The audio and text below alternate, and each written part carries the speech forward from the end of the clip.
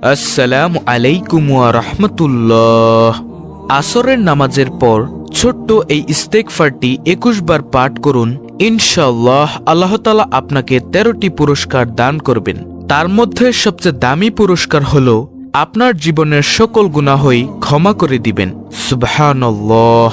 এছাড়াও আরো 12টি গুরুত্বপূর্ণ পুরস্কার আল্লাহ তাআলা আপনাকে দান করবেন।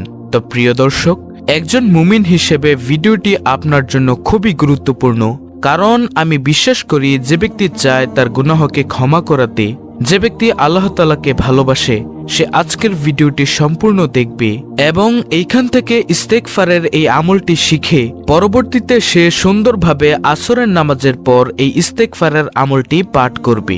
ইনশাআল্লাহ আল্লাহ তাআলা তাকে 13টি পুরস্কার দান করবেন। সবচেয়ে বড় পুরস্কার দান করবেন, সেটা হলো তার জীবনের সকল গুনাহই ক্ষমা করে দিবেন এবং পূর্ববর্তী গুনাহের সমপরিমাণ নেক তার আমলনামায় যোগ করে দিবেন ইনশাআল্লাহ।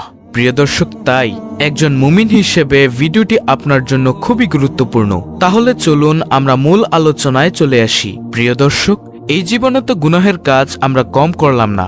এই গুনাহ করার সত্ত্বেও একটি দিনও আমরা 2 ফোঁটা চোখের পানি ফেলে আল্লাহর দরবারে কোনোদিন বলিনি, হে মাবুদ, তুমি আমাদের জীবনের সকল গুনাহ ক্ষমা করে দাও। অথচ একটি পাথর কোনো গুনাহ না থাকার সত্ত্বেও সে কাঁদতে কাঁদতে একেবারে চোখের পানি দিয়ে নহর বানিয়ে ফেলেছিল।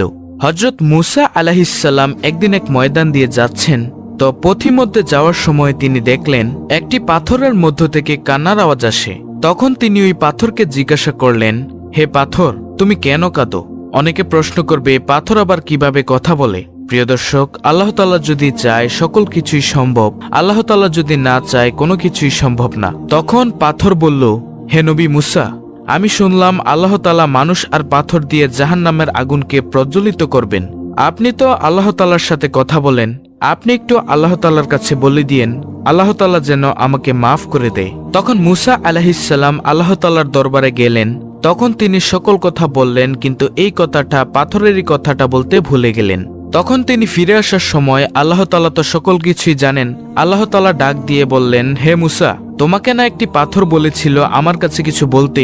তখন তিনি বললেন, হ্যাঁ মালিক, আমি ভুলে গিয়েছিলাম। হ্যাঁ, ওই পাথরটি আমাকে বলেছিল আপনি যেন তাকে জ্বালানোর পূর্বে তাকে মাফ করে দেন। তখন মুসা আলাইহিসসালাম বললেন, হে মালিক, আপনি তাকে মাফ করে দেন। তখন আল্লাহ তাআলা বললেন, হে নবী মুসা, তুমি তাকে গিয়ে বলে দিও আমি তার কান্নার বদৌলতে আমি তাকে মাফ করে দিয়েছি। তখন মুসা আলাইহিসসালাম এই কথা শুনে তিনি আবার সেই ময়দান দিয়ে যাচ্ছেন, সে মাঠ দিয়ে যাচ্ছেন। তখন সে পাথর নবী মুসা আলাইহিসসালামকে জিজ্ঞাসা করল, আপনি কি আল্লাহ তাআলার কাছে কিছু বলেছিলেন? আল্লাহ কি আমাকে মাফ করেছে? তখন মুসা আলাইহিসসালাম বললেন, হ্যাঁ পাথর, তোমাকে আল্লাহ তাআলা মাফ করে দিয়েছে। তোমার কান্না আল্লাহ তাআলা অনেক পছন্দ করেছেন।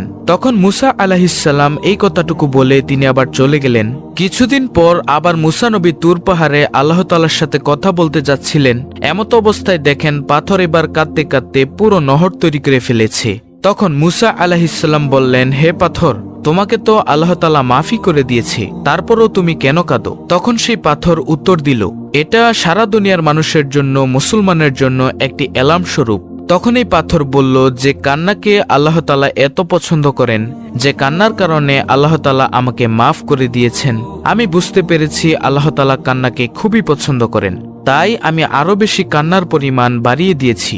সুবহানাল্লাহ। প্রিয় নবী সাল্লাল্লাহু আলাইহি সাল্লাম বলেন, আমার কোনো উম্মতের গাল বেয়ে যদি 1 ফোঁটা চোখের পানি ফেলতে পারে, সেই পানি জমিনে পড়ার আগেই তার সকল মনের আশা পূরণ করা হয় এবং সকল গুনাহই ক্ষমা করে দেওয়া হয়। সুবহানাল্লাহ। কান্নাকে আল্লাহ তাআলা এতটাই ভালোবাসেন। হাসরের ময়দানে যখন জাহান্নাম দৌড়িয়ে আসবে সমস্ত গুনাহগারকে ধ্বংস করার জন্য, তখন আল্লাহ তাআলা ফেরেশতাদেরকে বলবেন, হে ফেরেশতারা, আগে আমি বিচার কার্য শেষ করে নেই, তোমরা একটু পানি ছিটিয়ে দাও জাহান্নামের গায়ে। তখন পানি ছিটিয়ে দেওয়া হবে এবং জাহান্নাম দ্রুত পিছনে চলে যাবে। আর সেই পানিটি হলো বান্দাবান্দি যে এই দুনিয়াতে থেকে আল্লাহর দরবারে কেঁদেছে, সেই 1 ফোঁটা চোখের পানি। সুবহানাল্লাহ। প্রিয় দর্শক, চোখের পানির এতটাই দাম। আমাদের প্রিয় নবী সাল্লাল্লাহু আলাইহি সাল্লামের কোনো গুনাহ নেই, তারপরও নবী সাল্লাল্লাহু আলাইহি সাল্লাম দৈনিক 70 বারেরও অধিক তওবা ইস্তেগফার করতেন। অথচ আমাদের গুনাহের কোনো শেষই নেই। আমরা একটুও ভয় করি না আল্লাহ তাআলাকে, আমরা একটুও ভয় করি না আল্লাহ তাআলার ওই কঠিন আযাবকে। প্রতিনিয়ত আমরা গুনাহ করেই যাচ্ছি প্রিয় দর্শক। তাই আজকের ভিডিওতে যে আমলটির কথা বলবো, উক্ত আমলটি আমরা সুন্দরভাবে শিখে আল্লাহর দরবারে উক্ত আমলটি আমরা করব। ইনশাআল্লাহ আল্লাহ তাআলা আমাদের সকল গুনাহই ক্ষমা করে দিবেন।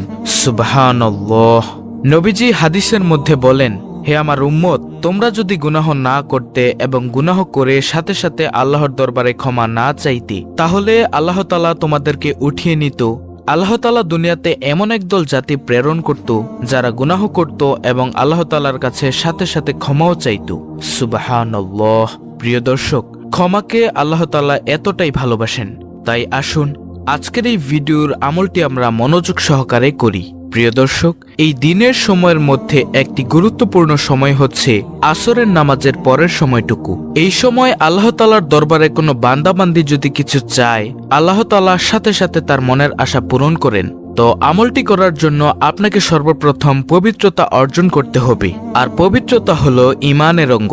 নবী সাল্লাল্লাহু আলাইহি ওয়াসাল্লামের হাদিস, যে ব্যক্তি অপবিত্র থাকে তার কোনো ঈমানই নেই, কারণ পবিত্রতা হচ্ছে ঈমানের অঙ্গ। তারপর আপনি আসরের নামাজটুকু সুন্দরভাবে আদায় করবেন।